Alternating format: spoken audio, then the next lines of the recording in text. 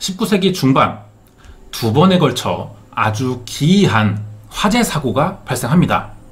분명 불이 났는데 집안이 탄 흔적은 없고 사람만 모두 타 제로 남은 사건이었어요. 정확한 상황을 더 알아보자면 첫 사건은 1847년이었습니다. 게이르리트라는 백작 부인이 갑자기 저택에서 완전히 재가 된 채 발견됐고요. 1851년엔 파리에서 페인트 가게를 하던 주인이 지인과 내기를 했다가 지는 바람에 불이 붙은 양초를 입에 넣어서 꺼야 했습니다. 이 양초를 입에 넣는 순간 입 주위에 불꽃이 번지면서 순식간에 상반신이 전부 불에 타버렸고요. 하반신을 태울 때까지 불은 전혀 꺼지지 않았다는 목격자의 증언이 있었어요. 두 번의 사건 모두 집에서 일어났고 누군가가 이들을 해치려고 한 시도도 없었죠. 혼자 있었고 옆에 사람이 있어도 불이 붙을 만한 물건은 전혀 들고 있지 않았습니다. 분명한 알리바이도 있었고요.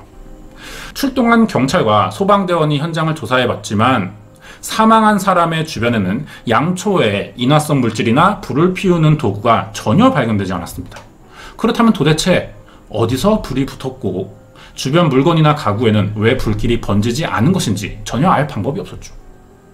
사망한 사람들이 입고 있던 옷 조각들에 대한 성분 분석도 해봤지만 불이 붙을 만한 물질은 전혀 나오지 않았습니다.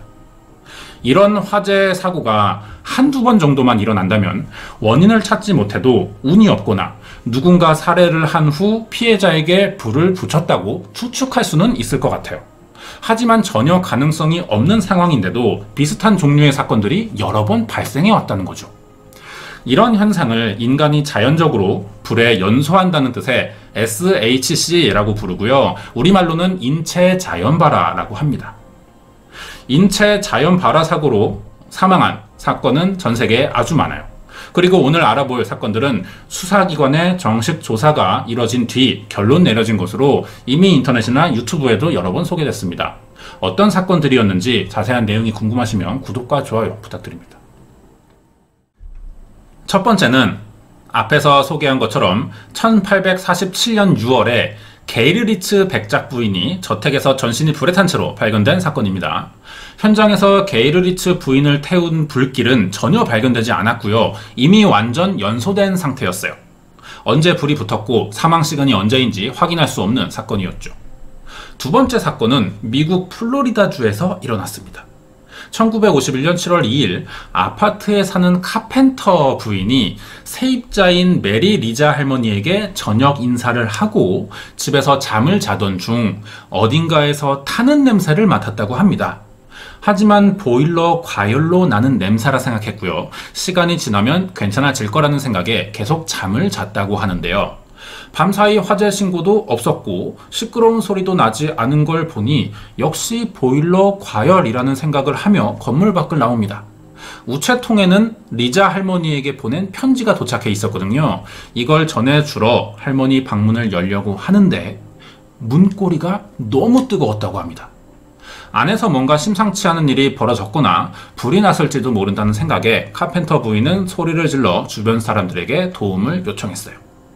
소리를 듣고 달려온 사람들이 문에 두꺼운 천을 두르고 문을 열어봤습니다. 방 안에는 뜨거운 연기가 뿜어져 나오고 있었죠. 밤새 무슨 일이 일어났던 것 같죠. 그리고 카펜터 부인은 리자 할머니가 무사한지 안을 둘러보다가 한 번 더 깜짝 놀라게 됐어요. 방은 깨끗이 정돈돼 있었고 불이 난 흔적은 전혀 없었습니다. 항상 할머니가 앉아있던 의자나 옆에 있던 협탁도 모두 멀쩡했죠. 그런데 의자 위에 뭔가가 쌓여 있었다고 합니다. 잿더미로 변한 리자 할머니였어요. 그나마 남아있는 신체 부위라고는 구두를 신은 한쪽 다리와 등뼈 조각, 주먹 크기로 작아진 두개골이었죠. 리자 할머니는 불에 타 사망한 것 같아 보였습니다.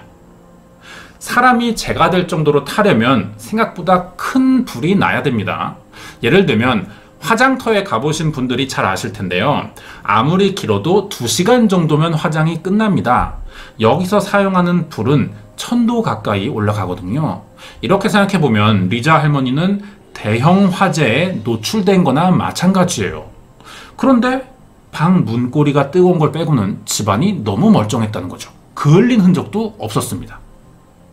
이 사건의 현장 감식을 한 법의학자도 아주 희귀한 일이라는 기록이 남아있는데요.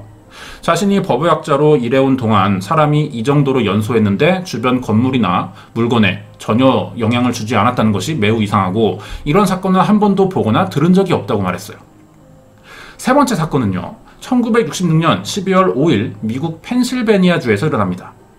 이날 가스 검침원으로 일하던 고스넬이라는 사람은 가스 미터기 수치를 재기 위해 92세의 노인이 살고 있는 집으로 향합니다. 검침원이 초인종을 누르며 할아버지를 불렀어요. 하지만 집안에선 아무런 인기척이 들리지 않았죠. 이상하다는 생각은 했지만 가스 검침을 해야 되니 지하실로 내려갔습니다. 외국은 지하실 입구가 집 밖에 따로 나 있는 경우들이 많아요. 집 안을 굳이 들어가지 않아도 지하실엔 갈 수 있죠. 자, 여기 문을 열어보니까 검은 연기와 타는 냄새가 났다고 합니다. 문을 열어두고 연기가 다 빠지자 안을 들어가 봤는데 지하실 바닥에 원뿔 모양으로 쌓인 재가 있었다는 거예요. 사람이 이런 장면을 볼 기회가 거의 없다 보니까 검침원은 집주인 할아버지에게 무슨 일이 일어났다고 생각했습니다. 강제로 집 문을 열고 할아버지를 찾기 시작했죠. 그리고 지하실에서 맡았던 연기와 같은 냄새가 나는 곳을 찾았습니다. 목욕탕이었는데 여기도 문을 열어보니 갈색 재가 쌓여 있었다고 합니다. 그리고 옆에 자주 신던 구두와 할아버지의 오른쪽 다리가 남아있는 것을 봐서 벤틀리 할아버지도 불에 타 사망한 것처럼 보였어요. 검침원의 경찰 신고로 사건이 수사가 됐지만 어디서도 살해의 흔적을 발견할 수는 없어서 잠정적인 화재 사고로만 남겨졌다고 합니다. 네 번째인데요. 지금까지 보고된 자연발화 사건 중 가장 미스터리하다고 알려져 있습니다. 시간은 1982년 8월 5일 오전이었고요. 시카고 거리를 걷던 여성의 몸에 갑자기 불이 붙었다고 합니다. 신체가 완전히 전소되는 바람에 연령과 이름, 주소까지 신원을 알아낼 방법이 없어서 미제 사건이자 자연발화 사고로 처리된 사건이었죠. 마지막 인체 발화 사건은 1982년 9월 15일에 일어났어요. 영국 에드먼톤에서 아빠와 살던 61살의 여성 지니 샤피는 엄마가 사망하고 난 뒤 충격을 받아 요양을 하던 중이었습니다. 그러던 오후 4시 15분쯤 샤핀의 몸에 갑자기 불이 붙기 시작했죠. 입에서 불을 내뿜을 정도였지만 신기한 건 샤핀이 비명을 지르거나 몸부림치지 않았다는 겁니다. 이런 충격적인 광경을 보고 놀란 아빠와 남편은 샤핀을 거실로 옮겨 불을 꺼보려고 했지만 너무 뜨거워서 다가갈 수가 없었다 그러는데요. 결국 신고를 받은 구급대가 출동해 응급실로 옮길 수는 있었지만 샤핀은 8일 만에 사망합니다. 이 사건 당시 지니 샤피는 아빠와 의자에 앉아있던 중 갑자기 불이 붙었다고 전해지는데요. 여기서 중요한 점이 입고 있던 가디건이 불에 타긴 했지만 머리나 팔, 입의 화상을 제외하고는 다른 부위에 전혀 불이 탄 흔적이 없었다는 거예요. 이번에도 주변에 불이 날 만한 요소는 전혀 없었죠.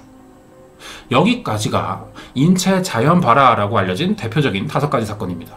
이 외에도 비슷한 현상들은 너무나 많아요. 하지만 정확한 진위 여부가 역시 밝혀지지 않은 상태죠.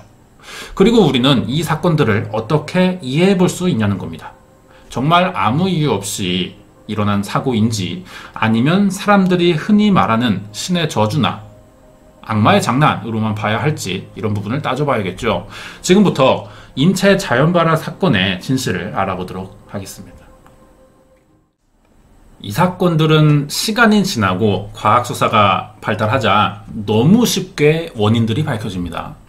첫 번째 사건인 게이르리트 백작 부인의 발화 사건은 결말이 잘 알려지지는 않았어요. 하지만 나중에 경찰 수사 과정에서 저택 관리자로 일하던 슈타 우후라는 사람이 이 집의 보석을 훔쳤다가 백작 부인에게 들켰고 크게 혼을 내려고 하자 당황한 슈타 우후가 부인의 목을 졸라 살해한 뒤 범행을 숨기기 위해 시신에 불을 붙인 것으로 드러났습니다. 결국 살인사건이었던 거죠. 두 번째 사건 알아보겠습니다. 메리 리자 할머니의 인체 발화는 아무런 원인 없이 스스로 불에 타 연소한 것으로 알려져 있는데요. 리자가 사망하기 전 아들과 통화를 한 기록이 있었습니다. 이때 수면제를 먹은 상태였던 것으로도 밝혀졌어요. 그리고 잠들기 전 먹다 남긴 수면제를 나머지를 전부 먹겠다는 전화까지 한 것으로 드러났죠. 여기에 평소 담배를 피던 리자는 수면제 효과로 정신이 몽롱해진 상태에서 담배를 피느라 제대로 담뱃불을 끄지 못하고 잤는데 이 불씨가 옷 위에 떨어지면서 불이 붙었던 것으로 밝혀집니다. 앉아있던 의자에 충전재, 그러니까 보통 패딩 안에 들어가는 그 푹신한 보온 소재를 충전재라고 합니다. 의자 안에 이런 소재가 들어있었기 때문에 더 쉽게 불이 탈 수 있었던 것이죠. 그런데 리자의 몸 외에 주변은 불타지 않았다는 이야기가 있었죠. 이게 사실과 다른 알려진 이야기였습니다. 실제로 리자가 앉아있던 의자나 어떤 다른 실내에는 화재가 났었고 형체를 알아볼 수 없을 정도로 불에 탔다고 합니다. 원래대로라면은 큰 화재로 이어질 수도 있었지만 리자와 주변 가구만 불에 탄 이유는 마루가 콘크리트로 되어 있었기 때문에 어느 정도 화재를 막아주는 이런 역할을 했었던 것이죠.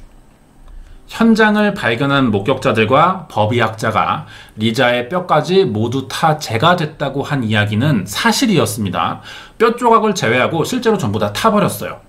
사람이 화장터가 아닌 곳에서 불에 타 재가 돼서 변하려면 최소 1370도 이상을 고온에서 3시간 정도 이상 태워야 한다는 법의학자의 소견이 그 당시에 있었거든요. 하지만 집안 화재의 흔적을 봐서 당시의 온도는 900도 정도였던 것으로 밝혀집니다. 400도에 가까운 온도 차이가 있는데도 같은 현상이 발생했다, 이런 소견 때문에 이 사건을 자연 인체발화라고 생각하게 된 것 같은데요. 잘못된 소견이었던 거죠. 실제로는 900도 정도에서 1시간 반 정도를 불에 태워도 시신은 충분히 뼈와 재로 남을 수 있습니다. 장시간에 걸쳐서 불에 탈 경우 더 낮은 온도에서도 사람은 뼈와 재가 남게 돼요. 그런데 리자 할머니는 10시간 정도 불에 타고 있었던 것으로 밝혀졌거든요. 이런 현상을 촛불 효과라고 설명할 수 있습니다.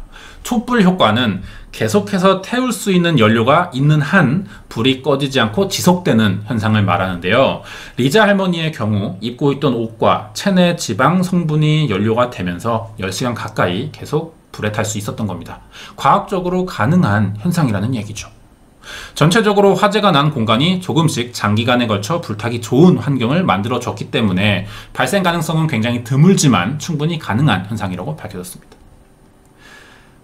세 번째 사건인 벤틀리 할아버지의 경우도 비슷한데요. 평소 파이프 담배를 즐겨 피우던 할아버지는 종종 옷에 담뱃재를 떨어뜨리는 일이 있었다고 합니다. 알려진 것과는 다르게 현장에서 발견된 옷에서 재를 떨어뜨린 위치를 알 수 있을 정도로 그을린 자국이 남아 있었고요. 침실 카펫에도 파이프 재로 생긴 불에 탄 흔적이 남아 있었죠. 결정적으로 사망하기 전에 할아버지가 담뱃재를 떨어뜨린 것으로 판명이 됐습니다.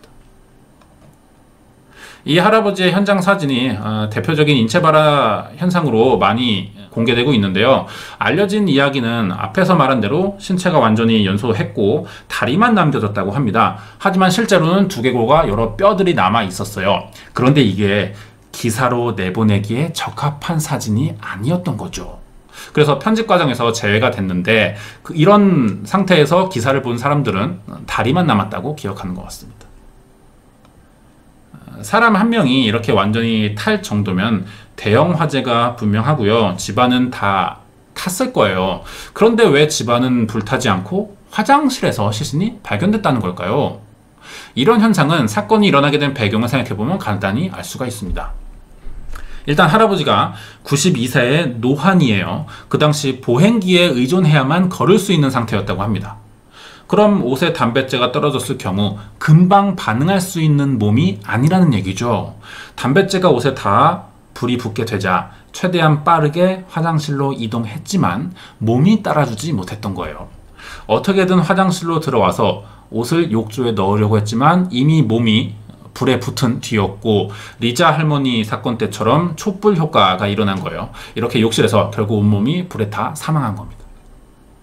네 번째는 가장 미스테리하다고 알려진 시카고 거리에서 갑자기 불에 타 사망한 여성의 이야기죠. 이것도 원인이 밝혀집니다. 현장에 출동한 경찰이 시신을 수습하고 감식을 의뢰해 본 결과 불타기 전에 이미 사망한 것으로 드러났다는 것이죠. 여성이 입고 있던 옷에서 탄화수소 연소 촉진제가 발라진 흔적도 드러납니다. 그러니까 길을 걷다가 갑자기 불에 탄 것이 아니고 누군가가 의도적으로 살해한 피해자였던 거죠. 결국 이 사건은 살인사건으로 전환이 됐어요. 그래서 범인을 찾으려고 해봤지만 결국 실패한 미제 사건으로 남게 됐죠. 인체 자연발화가 아니었던 겁니다. 자, 그럼 마지막 사건 알아보겠습니다. 지니 샤핀의 사망사건은 입에서 불을 뿜었다는 이야기가 있어요. 굉장히 그럴듯해 보이는 충격적인 이야기인데 하지만 이 목격담의 출처가 드러나게 됩니다. 인체 발화 현상을 믿는 옹호자들의 부풀린 과장된 이야기들이었어요. 샤핀의 사망 후 시신을 검사한 병원 의사는 입안에서 화상이나 다른 상처의 흔적은 없었다는 소견이 이 기록으로 남아있거든요. 그리고 몸 안에서 불에 탄 흔적 없이 신체 표면의 30에서 40% 정도가 이미 중증 화상을 입은 상태였다고 합니다. 아까의 이야기와는 많이 다르죠. 그렇다면 지니 샤핀은 어떤 과정으로 불이 붙었고 사망하게 된 걸까요? 현장에서 불이 붙을 만한 물질은 전혀 없었다고 전해지지만 당시 바로 옆에 앉아있던 아빠가 파이프 형태의 담배를 들고 있었고 앉아있던 주방에는 가스렌지가 켜 있었다고 합니다.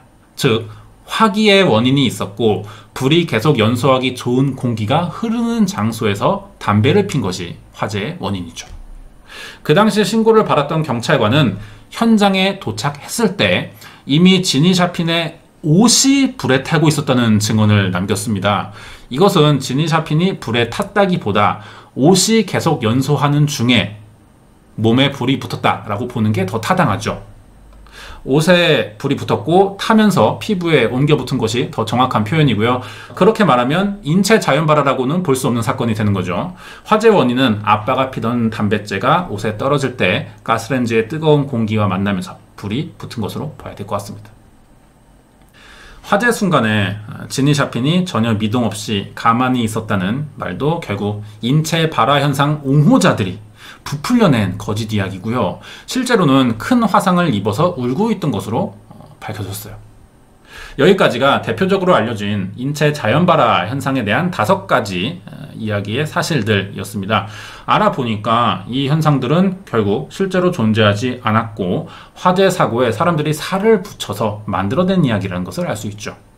흥미로운 미스터리 현상 중 하나라고 생각할 수도 있겠지만 단순 재미를 위해 실제로 존재하는 사건을 왜곡시켜서 사람들에게 혼란을 주면 안 되겠죠. 정작 이런 피해를 당한 당사자들에게 고통을 한 번 더 주는 이런 꼴이 됩니다. 준비한 내용 여기까지입니다. 여기까지 가장 미스테리하다고 알려진 인체 자연발화 현상과 그 진실을 알아보는 사건 파일이었습니다. 네, 이런 이야기는 유튜브에 굉장히 많이 올라와 있고요. 굉장히 흥미로운 미스터리한 이야기들로 이제 소모되고 있는데요. 사실 알고 보면은 과장되거나 처음부터 거짓말인 이야기들이 대부분입니다. 미스터리하다고 알려진 것의 대부분은요, 실제로 일어난 현상에 호기심을 충족시키려고 부풀리는 것이라고 보는 게 타당할 것 같아요.